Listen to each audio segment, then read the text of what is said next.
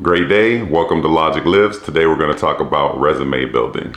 In particular, three things. One, how to create your resume. Two, how to tailor your resume. And three, how to highlight yourself on your resume. When it comes to resumes, it can be challenging for some because whether this is your first job that you're applying for or whether you've been in an organization for 20 years and you're trying to move up and you're about to apply for another position, it can be tricky because a resume can come in all different shapes and sizes, and it's really about your preference in terms of how you build it. But the content is the part that you want to focus on. If this is the first time that you are trying to create your own resume, or you're just looking to enhance your resume, use resume templates. You can find them in Word, you can find them by Googling resume templates. You're going to find a lot of different styles and a lot of different varieties. Pick the one that makes most sense to you. One of the things you want to think about is having a concise resume. You shouldn't have 5 to 6 pages. One page is probably going to be good enough because if someone is interviewing you and they're going to look at your resume, they don't want to spend a lot of time walking through all these different applicants and trying to look at 5 different pages. So a clean, concise resume should usually stick to about 1 or 2 pages. All right. So we talked about how to create a resume, and the second thing is how you tailor a resume. So when you think about tailoring a resume, you might have heard that a lot, but not really understand what it means. Tailor is someone that you go to that creates an outfit for you and designed for specifically you and your body type. So it's tailored, it's unique to you. So when you look at your resume, you want to tailor it to the position that you're applying for. And so you shouldn't just have one resume and never update it.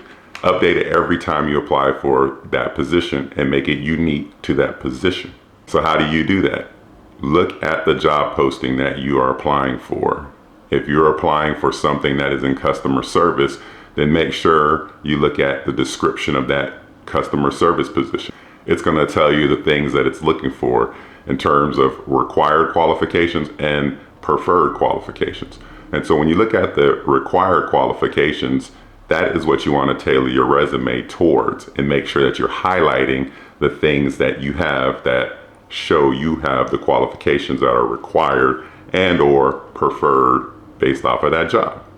And so the next thing we're going to talk about is how you highlight yourself on a resume.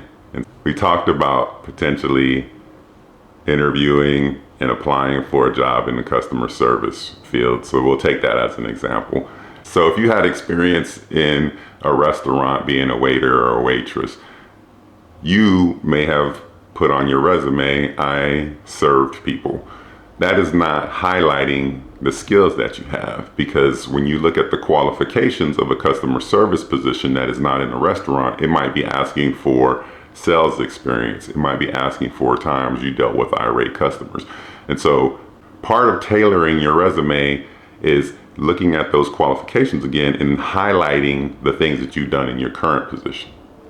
So if you work in a restaurant, then think about dealing with irate customers and having to bring about resolution to that customer to appease them, because that's going to be something that that job is potentially looking for as a qualification. You can also include sales, because you've probably had to share with people different types of foods. They ask questions. You had to give your likes, dislikes of those different types of foods.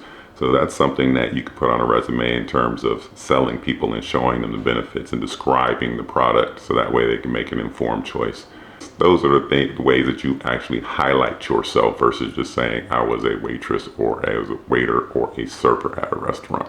And those are a couple of examples of how you can truly highlight yourself and what you're currently doing versus shortchanging yourself and just saying that you were a server or a waiter at a restaurant.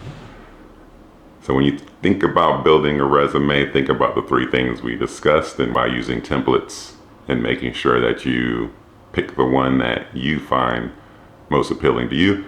2 is you want to tailor your resume, make sure it suits the job that you're looking for and not keeping a stale resume. And 3, making sure that you highlight yourself. You do those things and I guarantee you'll see more people wanting to interview you based off of you submitting your resume. Hopefully you learned a little something. If you did, make sure you like and subscribe.